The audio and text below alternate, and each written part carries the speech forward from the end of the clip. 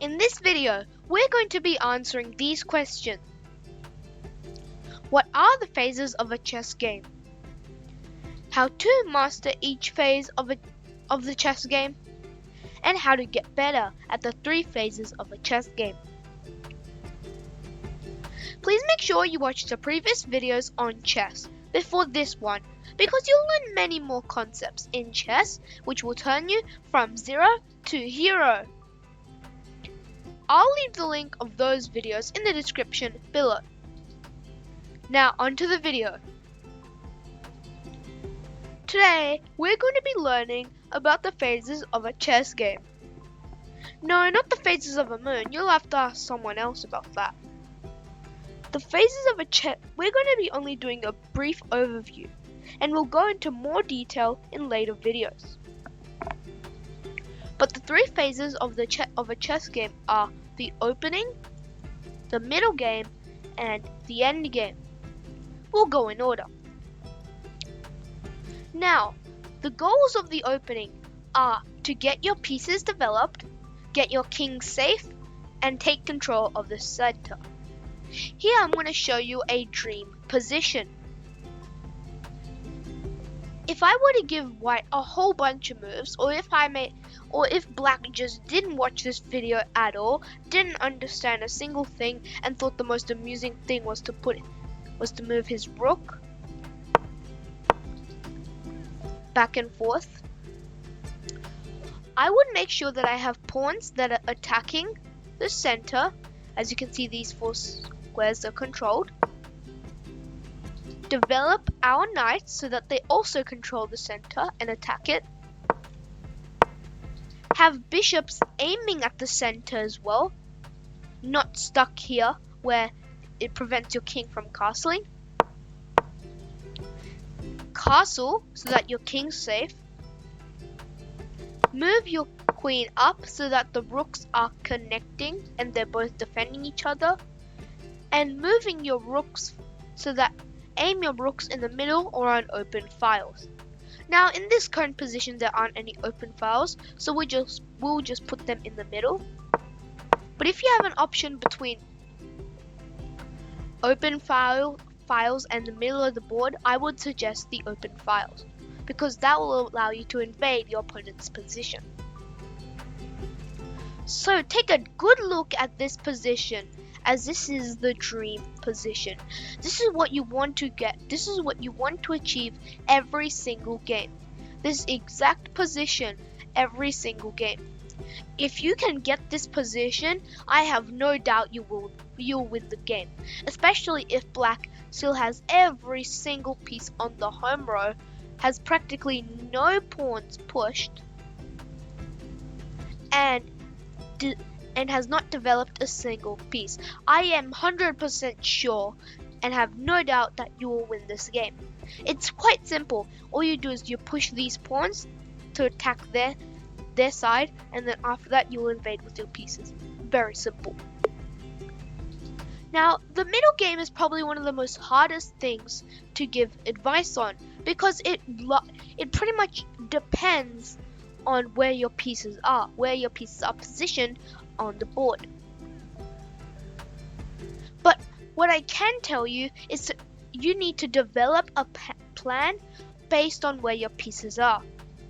So if all of your pieces are stuck somewhere and they have like 1 or 2 squares to move to, then you can't just like go and rush in. No, first you need to reroute your pieces so that they are attacking at your enemy's king, and then go for the attack.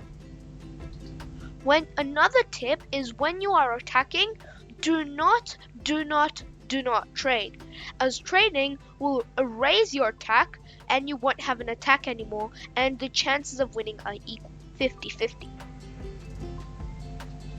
Also, please don't attack where the opponent's king isn't. If the black king castled short to the king side and you have a massive attack on the queen side, you're not going to win the game, because the king is nice and safe on the other side of the board. It has lots of protection.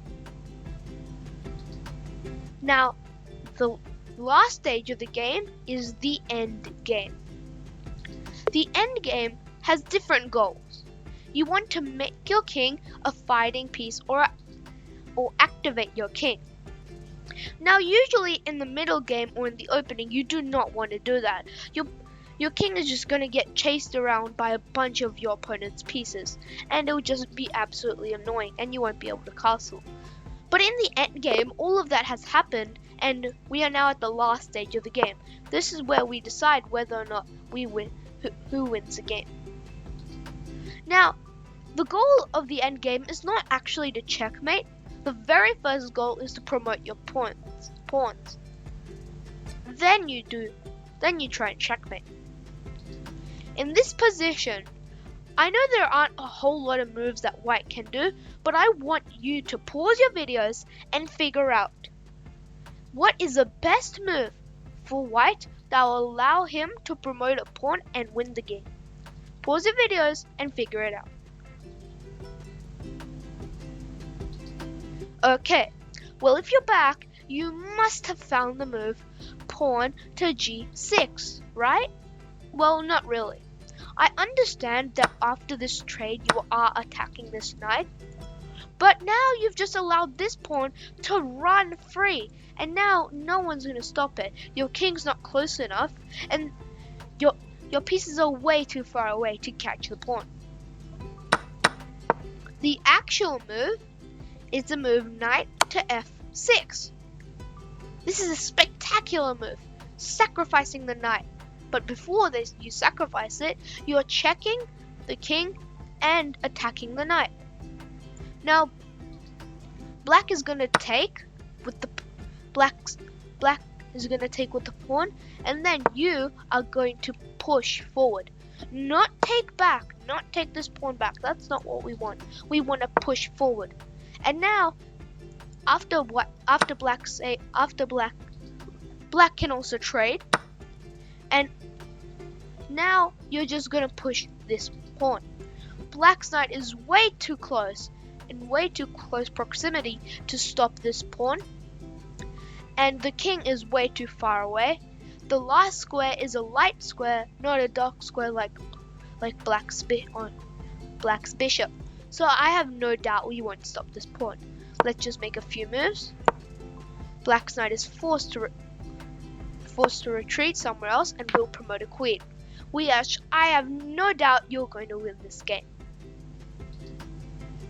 So now that you've learned about the phases of a chess game, all you need to do is practice to master the opening, the middle game, and the end game. Write down your top learning in the comment box below. I'll see you in the next lesson. Bye!